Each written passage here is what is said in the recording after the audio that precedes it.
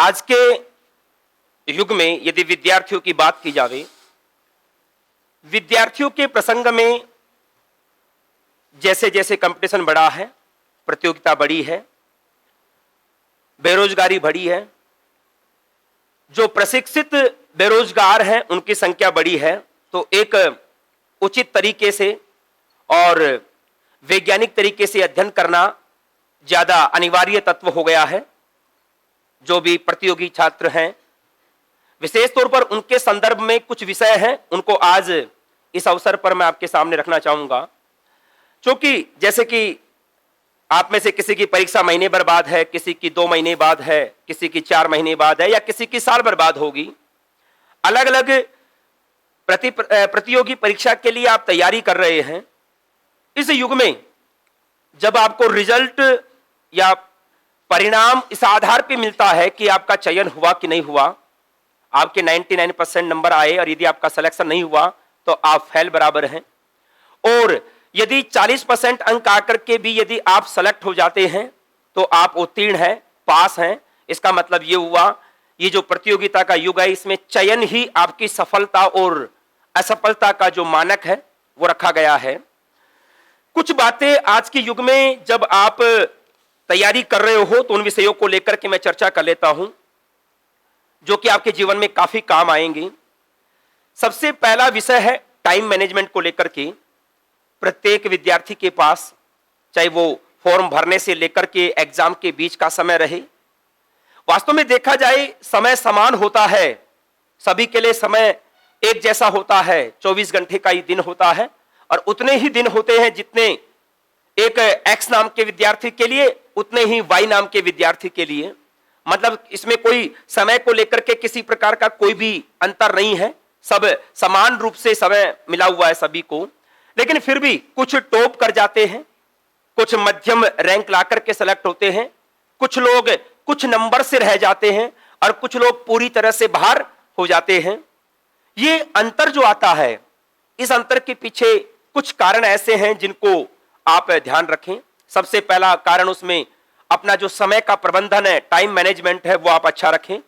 24 घंटे के समय में आप कितना कुछ दे पा रहे हैं, कितना कुछ कर पा रहे हैं, ये ज्यादा महत्वपूर्ण है। 24 घंटे में हो सकता है कि आप 10 घंटे पढ़ने के लिए दे रहे हो, दूसरा विद्यार्थी हो सकता है उसी वक्त 15 घंटे दे रहा हो। लेकिन यहां पर समय देने का तात्पर्य पूर्णता या फिर हम ये कहें कंप्लीटनेस के साथ समय देने की बात है। यदि पढ़ते पढ़ते हमारा ध्यान और कोई जगह है तो वो पढ़ना बेकार है। जिस भी काम को आप कर रहे हो उसको पूर्ण मनोयोग के साथ करना और समय को साथ में लेते हुए। सबसे बड़ी गलती क्या होती है, हम कभी भी मैनेज नहीं करते, हमारे पाठ्यक्रम को मैनेज नहीं करते, समय के अनुसार हम मैनेज करके नहीं चलते। पढ़ रहे होते हैं, कभी एक किताब पढ़ ली, कभी 2 किताब पढ़ ली, कभी एक शीर्षक पढ़ लिया, कभी दूसरा शीर्षक पढ़ लिया, जो मर्जी आया वो उठा करके पढ़ लिया। ये सिस्टम सबसे बड़ा घातक है।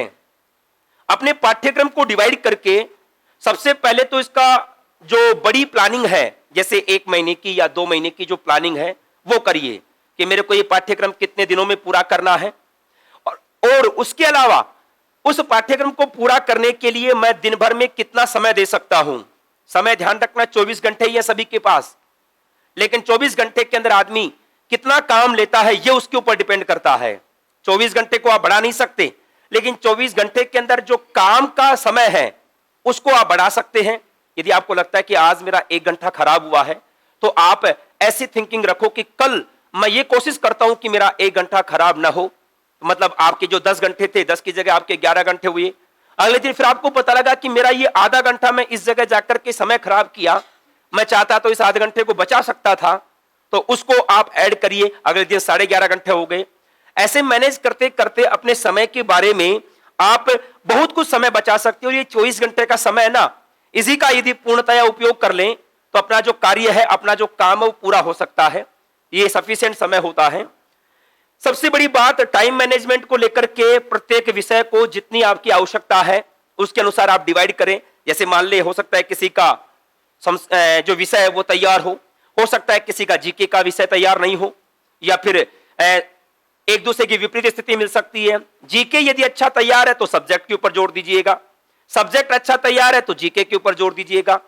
दोनों का पाठ्यक्रम आपके स्टडी टेबल के सामने होना चाहिए और अलग अलग प्रकार के उसके ऊपर हाइलाइटर यूज करें।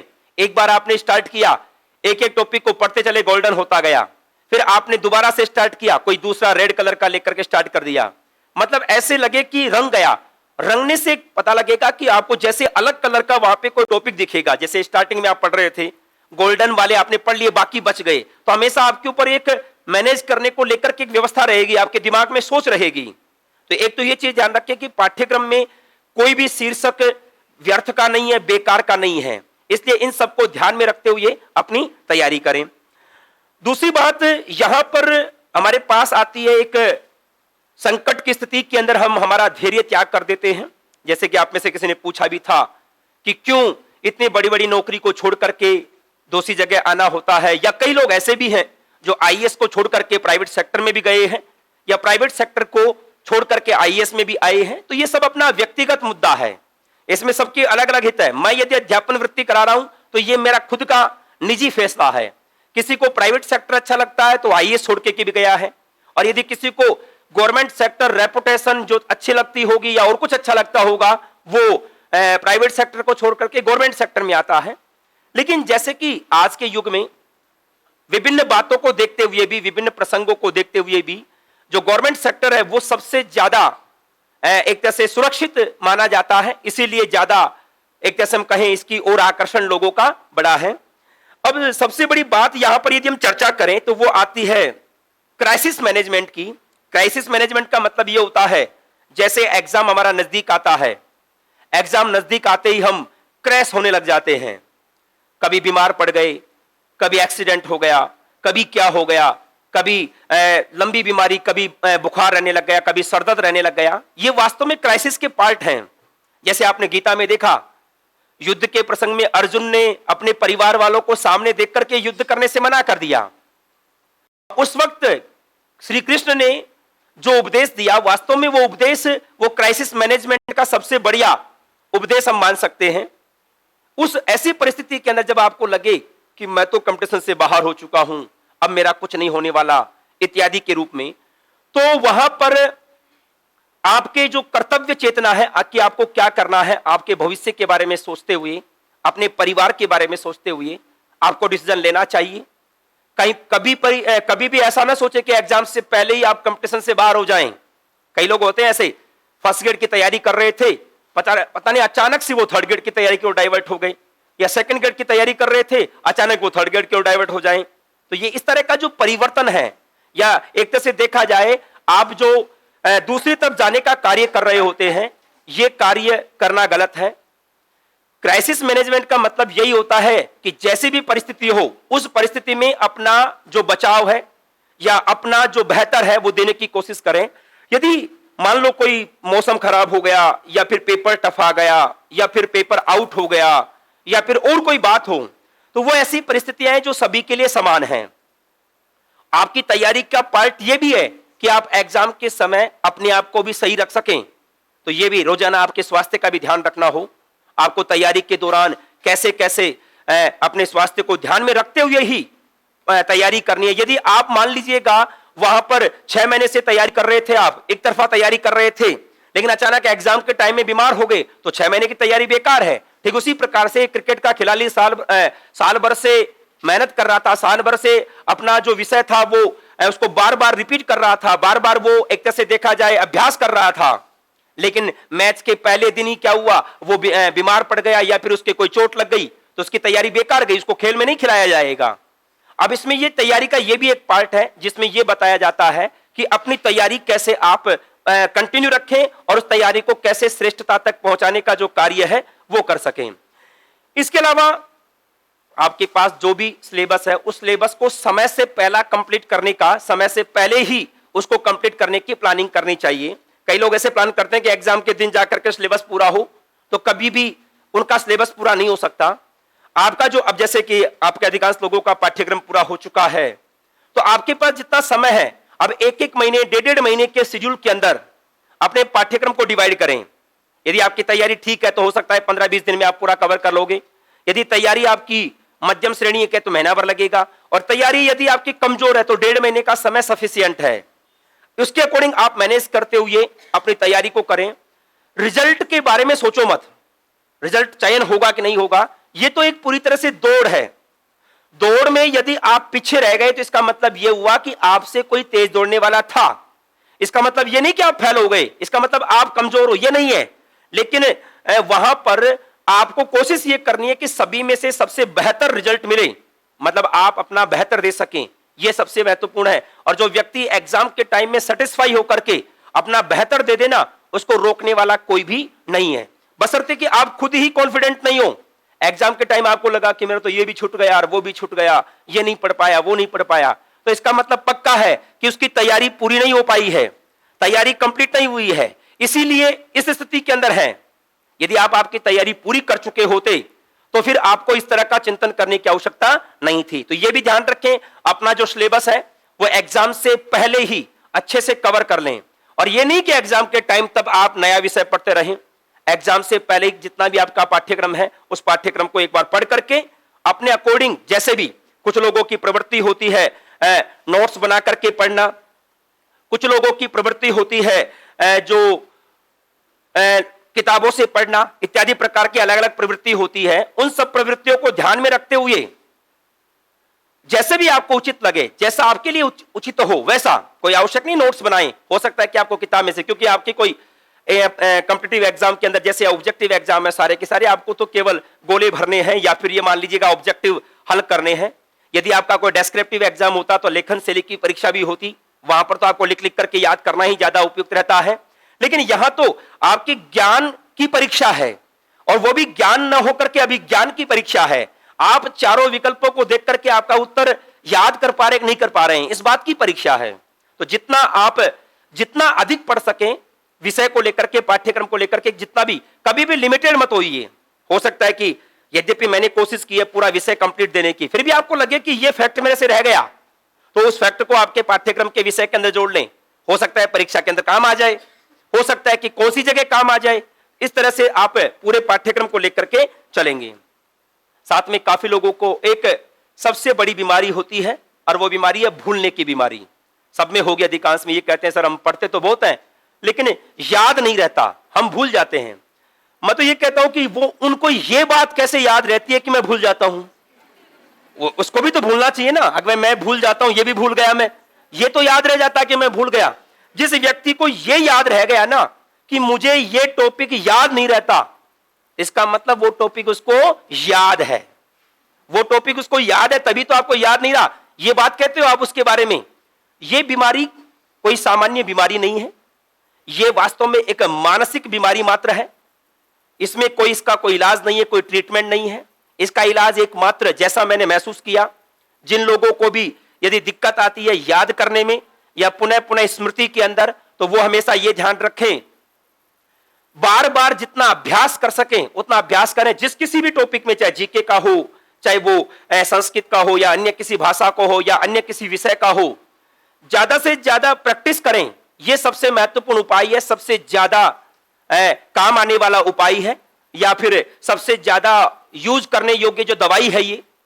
मतलब जैसे आपको लगता है कि मेरे को समास याद नहीं रहता, तो उसके जितने भी प्रैक्टिस सेट आप हल कर सको उतना हल करिए, जितने प्रश्नों को आप हल कर सको उतना हल करिए। ऑब्जेक्टिव प्रश्नों को हल करने से जो ये भूलने वाली बीमारी है इसको दूर किया जा सकता है। ऐसा मैंने पर्सनल तौर पर भी महसूस किया, इसका अनुभव भी किया है। तो ये प्रैक्टिस के ऊपर विशेष तौर पर ध्यान रखना है। अभ्यास से तो सारी की सारी क्रियाएं, अभ्यासेन सकलाः क्रियाः, अभ्यास के माध्यम से तो सारे के सारे काम संपन्न हो सकते हैं। तो प्रैक्टिस आप रेगुलर रखें, आपके पास अभी सफिशिएंट समय है। साथ में कुछ चीजें ऐसी हैं जो एग्जाम से पहले मेंटली आपको तैयार करने होंगे। मतलब आप में कुछ दैनिक जीवन के दृष्टिकोण से कुछ सुधार करने होंगे। जैसे कि अभी आपने देखा होगा कई परीक्षाओं में जो समय दिया गया उस समय से 5 मिनट बाद में पहुंचे तो उनको एंट्री नहीं दी। अब 5 मिनट, एक तरह से मानवीय दृष्टिकोण से तो ऐसा लगता है कि 5 मिनट में दे देना चाहिए था प्रवेश, लेकिन वास्तव में देखा जाए तो वो रूल तोड़ रहे थे। उनका रूल तोड़ना ही हो गया एक तरह से देखा जाए तो। एक व्यवस्था होती है, आपको समय दिया गया कि 9 बजे तक एंट्री होगी, 8 बजे से लेकर के 9 बजे तक एंट्री होगी। हम हमेशा ये क्यों सोचते हैं कि 9 बजे से पहले पहुंचना है? हमें यह सोचना चाहिए कि हमें 8 बजे पहुंचना है, 8 बजे से एंट्री स्टार्ट हो जाएगी। हम नेगेटिव वे में या एंडिंग की ओर सोचते हैं। हम ये सोचते हैं ना हमारा एग्जाम दिसंबर में है, तो हम ये सोचते हैं कि हमारी तैयारी दिसंबर तक पूरी हो जाए। हम ये क्यों नहीं सोचते कि हमारी तैयारी 1 महीने पहले पूरी हो? हम ये क्यों नहीं सोचते कि हमारा पाठ्यक्रम 1.5 महीने में पूरा हो? ये प्लानिंग लेकर के चलनी चाहिए। समय को लेकर के हम अंतिम छोर की ओर चले जाते हैं, और जब भी प्लानिंग करते हैं हम स्टार्टिंग से प्लानिंग करते हैं। तो ये थोड़ा सा कुछ जो फैक्ट हैं वो आपके जीवन में काम आ सकते हैं, प्रतियोगिता के युग में काम आ सकते हैं, इनको ध्यान रखें। और अपनी तैयारी यदि आप रेगुलर रखेंगे, हमारे गुरुजी एक बात कहा करते थे और उस बात को मैं बार बार कहता हूं कि विद्या कभी वंध्या नहीं होती। जो विद्या आज पढ़ रहे हो कोई आवश्यक नहीं कि आपके इसी एग्जाम में काम आए, या फिर आपने 6ठी क्लास में, 7वीं क्लास में, 8वीं क्लास में पढ़ा, ये कोई आवश्यक नहीं था कि 6ठी 7वीं 8वीं में काम आया। पता नहीं वो जो बात है वो कौन से समय में काम आएगी, कब काम आएगी, किस जगह पर काम आएगी। ठीक उसी प्रकार से आज आप पढ़ रहे हो, पता नहीं वो कौन सी जगह काम आएगा। परीक्षा तो एक नाम मात्र का है, आपके 150 प्रश्न आएंगे या 100 प्रश्न आएंगे, आपने पढ़े तो कितने प्रश्नों के बराबर विषय पढ़ा होगा, तो जीवन में वो कहां कहां काम आएगा। और जो पढ़ा हुआ है वो कभी बेकार नहीं जाता। विद्या वंध्या नहीं होती, मतलब निष्फल नहीं होती। विद्या का कोई ना कोई फल अवश्य तौर पर मिलेगा। तो ये चीजें ध्यान में रखकर के यदि आप तैयारी करेंगे तो कभी भी आपके साथ दिक्कत नहीं होगी।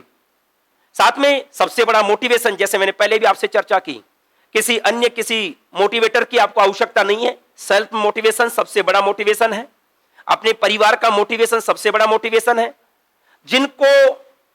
जिनके माध्यम से जिनके सपनों को पूरा करने के लिए या जिनके खर्चे पर या जो आपसे काफी उम्मीद लगाए हुए बैठे हुए हैं, यदि उनका चेहरा आपके सामने है तो आपको दुनिया में कोई भी अलग से व्यक्ति, अलग से गुरु, अलग से कोई आध्यात्मिक गुरु, अलग से कोई अन्य किसी भी व्यक्ति की आवश्यकता नहीं जो आपको मोटिवेट कर सके।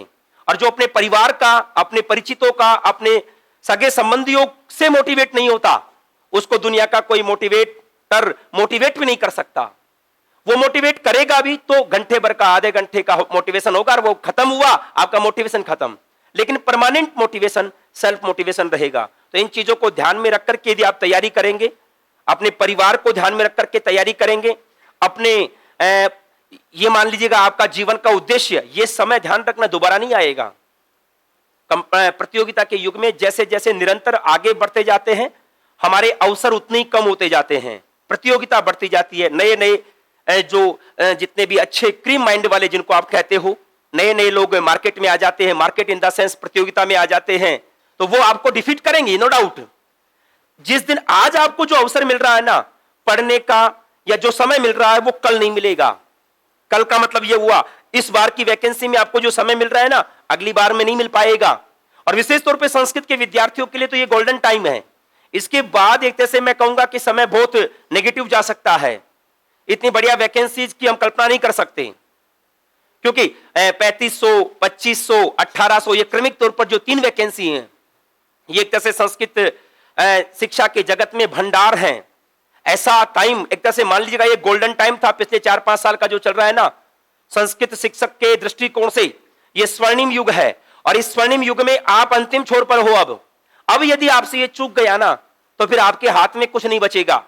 इस एग्जाम को आप आपका अंतिम एग्जाम मानते हुए और अपना बेहतर जितना दे सकें, बेहतर देने का मतलब यह हुआ कि अपना यहां पर अपने स्वास्थ्य का ध्यान रखते हुए जितना बेहतर दे सकें उतना बेहतर से बेहतर देने का यहां पे कार्य आपको करना है। जितना बेहतर देंगे उतना ही बेहतर रिजल्ट आपको मिलेगा, यह भी पक्का है। कई उदाहरण ऐसे हैं जो पहली बार एग्जाम के अंदर टॉप कर गए, कई उदाहरण ऐसे हैं जो 10 बार एग्जाम दे लिया लेकिन फिर भी सेलेक्ट नहीं हो रहे। तो ये दोनों प्रकार के उदाहरणों से यह स्पष्ट है, जो एग्जाम के प्रति गंभीर होगा, जिस एग्जाम के प्रति गंभीर होगा उसी एग्जाम के अनुरूप उसको सफलता मिलेगी, उसी एग्जाम के अनुरूप वो अपना जो रिजल्ट है वो प्राप्त करेगा। कभी भी जैसे कर्म के सिद्धांत में गीता में आपने पढ़ा होगा, नेहाभिक्रमनाशोस्ति प्रत्यवायो न विद्यते और स्वल्पम अप्यस्य धर्मस्य त्रायते महतो भयात्, कि कर्म के प्रसंग में नेहाभिक्रमनाशोस्ति, यहां पे अभिक्रम का नाश नहीं है, मतलब सीरियल चेंज नहीं होता। कभी भी आपने पहले अच्छा किया तो रिजल्ट भी पहले अच्छा मिलेगा, फिर बाद में आपने गलत किया तो रिजल्ट भी बाद में गलत मिलेगा।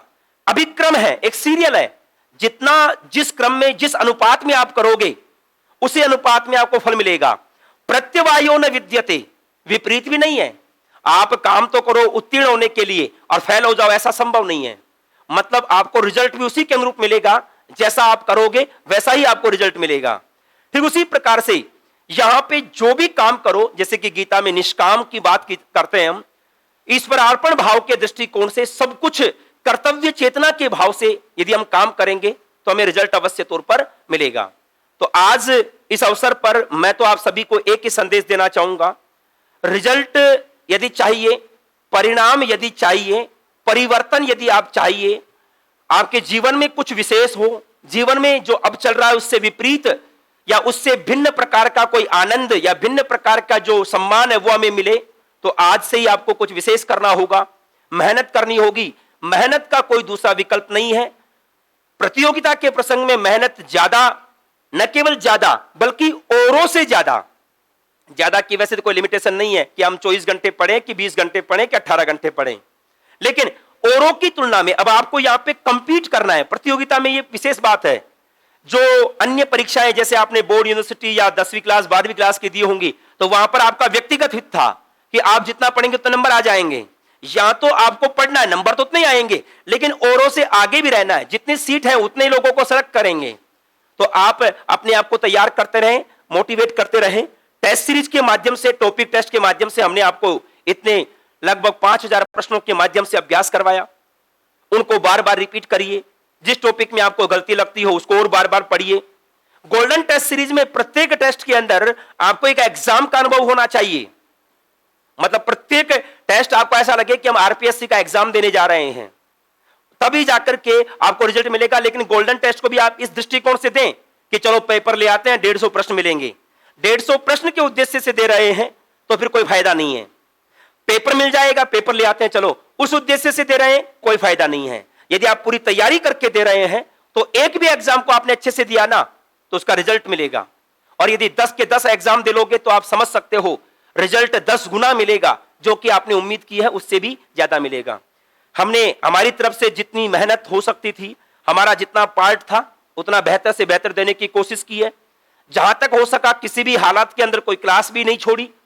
जहां तक हो सका किसी दिन आपका शायद 15 मिनट भी आपके कभी खराब नहीं किए होंगे। किसी भी हालत के अंदर यदि आप कभी आए तो आपको कभी वापस वैसे फालतू में नहीं भेजा होगा। यदि इन सभी चीजों को हमने रखा है, हमारा अभिनय हमने किया है, तो आपको आपके अभिनय का भी ध्यान रखना होगा। आपको क्रमिक तौर पर जो आपका एक्ट है वो आपका एक्ट आपको करना है। अब अभिनय का प्रसंग आपका आ गया है, मतलब आप यदि अच्छा करेंगे तो रिजल्ट मिलेगा। नाटक का मंचन तभी सफल होता है जब प्रत्येक पात्र उसमें अपना अभिनय पूरा करें। केवल एक जो बेस्ट एक्टर था ना, बेस्ट एक्टर अच्छी एक्टिंग कर जाए और बाकी सारे के सारे अच्छी एक्टिंग नहीं करें, तो चाहे कितना ही बेस्ट एक्टर हो, वो जो नाटक या जो भी मूवी इत्यादि है वो चल नहीं सकती या श्रेष्ठ नहीं बन सकती। ठीक उसी प्रकार से हमारे भी यहां केवल शिक्षक के अच्छा करने से कुछ नहीं होगा, छात्रों को भी अच्छा करना होगा, छात्रों को भी बेहतर करना होगा। रिजल्ट तभी जाकर के मिलेगा, अन्यथा रिजल्ट अकेले गुरुजी की मेहनत से मिलने वाला नहीं है। कंटेंट आपके पास है, आपके जैसा कंटेंट काफी विद्यार्थियों के पास है। इतने विद्यार्थी तो सीधे तौर पर साफल्यम से जुड़े हुए हैं। कंटेंट के दृष्टिकोण से ऑनलाइन ऑफलाइन सभी के अंदर सभी के पास कंटेंट सेम है। सब एक जैसे विषय से तैयारी कर रहे हैं तो प्रतियोगिता और भी बढ़ जाती है। आप यहां के विद्यार्थियों में ही कंपटीशन कर लीजिएगा, आपको रिजल्ट अवश्य तौर पर मिलेगा। तो इस दीक्षांत समारोह को सार्थक और इस शिक्षक दिवस को सार्थक तभी कर पाएंगे कि आगामी जो शिक्षक दिवस आ रहा है उस शिक्षक दिवस तक आप स्वयं सरकारी शिक्षक बने। सरकारी शिक्षक बनना केवल मात्र एक लक्ष्य नहीं होना चाहिए, अच्छा शिक्षक बनना भी एक लक्ष्य होना चाहिए। जैसे कि एक विद्यालय में 200 विद्यार्थी हैं तो वो 200 घरों में जाकर के आपकी बड़ाई या बुराई दोनों प्रकार के जो प्रसंग रख सकते हैं, उसको ध्यान में रखते हुए आप कितने लोगों का भविष्य बना सकते हैं। बाकी ऐसा कोई भी रोजगार नहीं है, ऐसी कोई भी आजीविका नहीं है जो हजारों लोगों का भविष्य बना सके। आप 5 लोगों को रोजगार दे सकते हैं, 10 को रोजगार दे सकते हैं, लेकिन विद्या नाम का जो दान कह लीजिएगा या विद्या नाम का जो कार्य है वो कह लीजिएगा, वो ऐसा कार्य है जिसमें आप हजारों परिवारों के अंदर रोशनी जला सकते हो, हजारों परिवारों को आप खुश कर सकते हो। ये सब कुछ आपके हाथ में है, लेकिन इससे पहले आपको उसके योग्य बनाना होगा और बेहतर मेहनत करके अपना बेहतर रिजल्ट देना होगा। इन सभी बातों के साथ आप सभी को जो आगामी परीक्षाएं और आगामी जीवन, इसकी हार्दिक शुभकामनाएं, हार्दिक शुभ आशीर्वाद। हमारी तरफ से जितना बेहतर से बेहतर हो सकता है वो हमने किया है, और अब आपका पार्ट है, आपका जो कार्य है वो अब प्रारंभ होता है।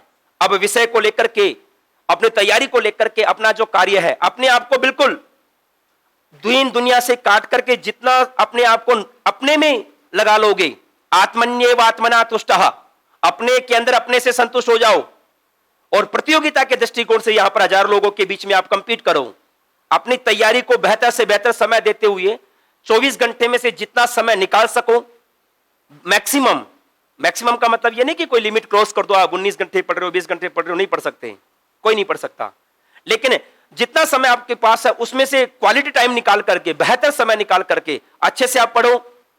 परीक्षा के समय या बीच में किसी प्रकार के स्वास्थ्यगत हानि को ध्यान में रखते हुए, मतलब सब चीजों को ध्यान में रखते हुए, युद्ध की तैयारी है ये, युद्ध की तैयारी में सब कुछ, सारे पक्षों को ध्यान में रखना होगा, और सबको मैनेज करते हुए आप तैयारी करें तो रिजल्ट अवश्य तौर पर मिलेगा।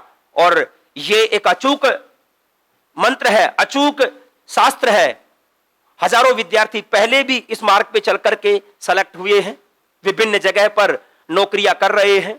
बैकग्राउंड में काफी फोटोज जो चल रही हैं उनको देख रहे होंगे, इनमें से काफी विद्यार्थी, अधिकांश विद्यार्थी शिक्षक पद पर कार्य कर रहे हैं, अलग अलग जिलों के अंदर, अलग अलग गांवों के अंदर, अलग अलग शहरों के अंदर।